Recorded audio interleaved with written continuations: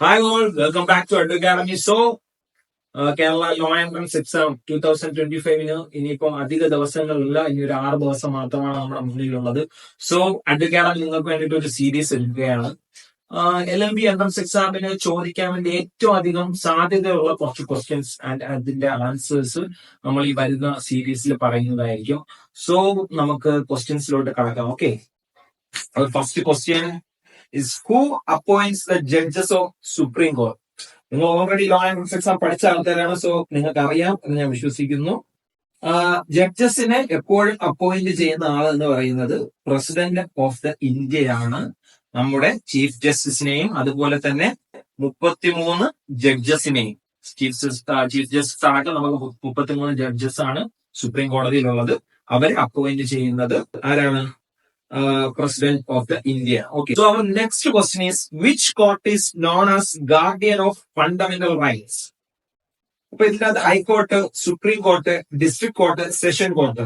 High court ഉറപ്പായിട്ടും നമ്മുടെ fundamental റൈറ്റ്സിന് നമുക്ക് പ്രൊട്ടക്ട് ചെയ്യുന്ന ആൾ തന്നെയാണ്. പക്ഷെ ഇതിൽ ഏറ്റവും വലിയ അപ്പക്സ് കോർട്ട് എന്ന് പറയുന്നത് സുപ്രീം കോർട്ടാണ്. അപ്പൊ സുപ്രീം കോർട്ടാണ് അതിന്റെ ആൻസർ എന്ന് പറയുന്നത്. നമുക്ക് എന്തെങ്കിലും ഒരു ഫണ്ടമെന്റൽ റൈറ്റ്സ് നമുക്ക് വയലേറ്റ് ചെയ്യപ്പെട്ട് കഴിഞ്ഞാൽ നമ്മൾ ആർട്ടിക്കിൾ 32 വഴിയാണ് കോൺസ്റ്റിറ്റ്യൂഷണൽ റെമഡി, റിട്ട് വഴിയാണ് നമ്മൾ കോൺസ്റ്റിറ്റ്യൂഷണൽ റെമഡി ആസ്ക് ചെയ്യുന്നത്, കോടതിയോട് നമ്മൾ ചോദിക്കുന്നത്. Okay, next question, how many schedules are there in the Indian constitution? Okay, 10, option B 12, option C 15, option D 22. ഇതിന്റെ ആൻസർ ഓപ്ഷൻ ബി 12 ആണ്. ഓപ്ഷൻ ഡി 12 എന്ന് പറയുമ്പോൾ ഇതിന്റെ അകത്ത് ആദ്യം നമുക്ക് കോൺസ്റ്റിറ്റ്യൂഷൻ തുടങ്ങിയ സമയത്ത് നമുക്ക് 8 ഷെഡ്യൂൾസ് ആണ് ഉണ്ടായിരുന്നത്. ഇപ്പം 12 ഷെഡ്യൂൾസ് ആണ് നമുക്ക് തന്നിരിക്കുന്നത്. ഞാൻ അടുത്ത ഒരു വീഡിയോയിൽ എങ്ങനെ 12 ഷെഡ്യൂൾസ് നമുക്ക് ഓർത്ത് വെച്ചിരിക്കാൻ വേണ്ടി ഒരു ക്ലൂ ഉണ്ട്. ആ ക്ലൂവിന്റെ ഒരു വീഡിയോ നമുക്ക് അടുത്ത ഒരു വീഡിയോയിൽ ഞാൻ അപ്ലോഡ് ചെയ്യാം. അതിന്റെ ഡിസ്ക്രിപ്ഷൻ ഈ വീഡിയോയുടെ ലിങ്കിലേക്ക് കൂടെ അപ്ലോഡ് ചെയ്തേക്കാം. Okay, so the next question, which part of the constitution deals with the fundamental duties? The part 3, part 4, part 4a, part 5.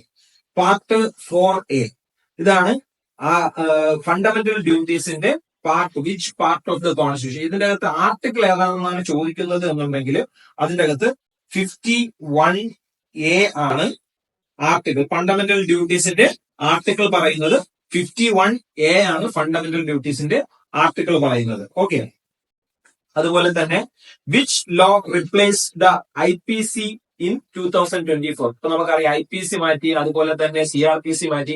IPC മാറ്റിയിട്ട് പുതിയതായിട്ട് വന്ന നിയമത്തിന്റെ പേരാണ് ഭാരതീയ ന്യായ സംഹിത. ഭാരതീയ ന്യായ സംഹിത, BNS. ഓക്കെ, അതാണ് IPC മാറിയിട്ട് റിപ്ലേസ് ആയിട്ടുള്ള പുതിയ നിയമത്തിന്റെ. Our next question, in which year was the Constitution of India adopted? 1947, 1948, 1950, 1949. ഇതിന്റെ അകത്തുള്ള റൈറ്റ് ആയിട്ടുള്ള ആൻസർ എന്ന് പറയുന്നത് 1949 ആണ്. 1949ലാണ് കോൺസ്റ്റിറ്റ്യൂവന്റ് അസംബ്ലി കോൺസ്റ്റിറ്റ്യൂഷൻ അഡോപ്റ്റ് ചെയ്യുന്നത്. അതും നവംബർ 26 ഡേറ്റ് മറക്കാതെ നോക്കാൻ, നവംബർ 26.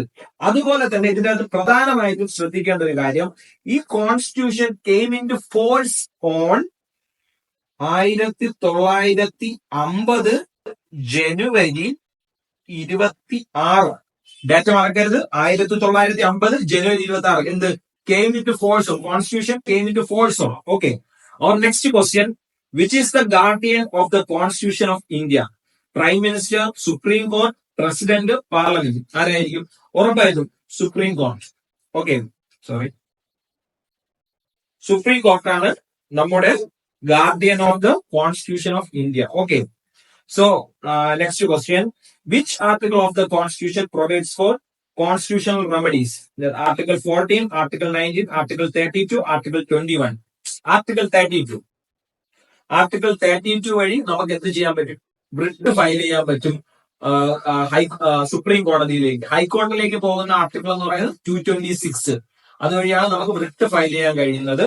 നമുക്കുള്ള കോൺസ്റ്റിറ്റ്യൂഷണൽ റെമഡി നമ്മൾ സീക്ക് ചെയ്യുന്നത് ആർട്ടിക്കിൾ 32 വഴി സുപ്രീം കോടതിയിലേക്കും ആർട്ടിക്കിൾ 226 വഴി ഹൈക്കോർട്ടിലേക്കുമാണ്.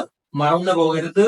എല്ലാ ലോ എൻട്രൻസ് എക്സാമിനും മിക്കവാറും ചോദിച്ചിട്ടുള്ള ക്വസ്റ്റ്യനും. അവർ next question, what does PIL stand for? ഇതിന്റെ അകത്തുള്ള ആൻസർ നിങ്ങൾക്ക് അറിയാം എന്ന് ഞാൻ വിശ്വസിക്കുന്നു. Public interest litigation. First option ആണ് പബ്ലിക് ഇൻട്രസ്റ്റ് ലിറ്റിഗേഷൻ. അതാണ് പിൽ സ്റ്റാൻഡ്സ് ഫോർ. ഓക്കെ. അതുപോലെ തന്നെ next, which amendment is known as the mini constitution? Main important ആയിട്ടുള്ള ഒരു ക്വസ്റ്റ്യൻ ആണ്. മിനി കോൺസ്റ്റിറ്റ്യൂഷൻ എന്ന് അറിയപ്പെടുന്ന അമെന്റ്മെന്റ് ഏതാണ്?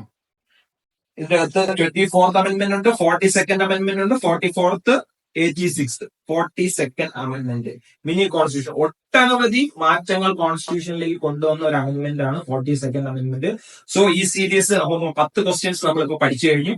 ഇനി അടുത്ത സീരീസിൽ അടുത്ത ക്വസ്റ്റ്യൻസും ആൻസേഴ്സും ആയിട്ട് നമുക്ക് കാണാം. ഓക്കെ. അപ്പോൾ ഇതുവരെ സബ്സ്ക്രൈബ് ചെയ്യാത്തവരാണെങ്കിൽ ഉടൻ തന്നെ സബ്സ്ക്രൈബ് ചെയ്യുക, ബെല്ലൈക്കൺ കൂടി അമർത്തുക. ഭാവിയിലേക്കും നിങ്ങൾക്ക് ലോ എൻട്രൻസ് എക്സാം കഴിഞ്ഞ് ഗവൺമെന്റ് ലോ കോളേജുകളിലോട്ട് കയറുമ്പോഴത്തേക്കും നിങ്ങൾക്ക് വേണ്ടിയിട്ടുള്ള പുതിയ പുതിയ ലോ ക്ലാസ്സുകൾ നമ്മൾ അപ്ലോഡ് ചെയ്തുകൊണ്ടേയിരിക്കും. സോ സബ്സ്ക്രൈബ് ചെയ്യാത്തവർ സബ്സ്ക്രൈബ് ചെയ്യുക, ബെൽ ബട്ടൺ കൂടി അമർത്തുക. Okay, by.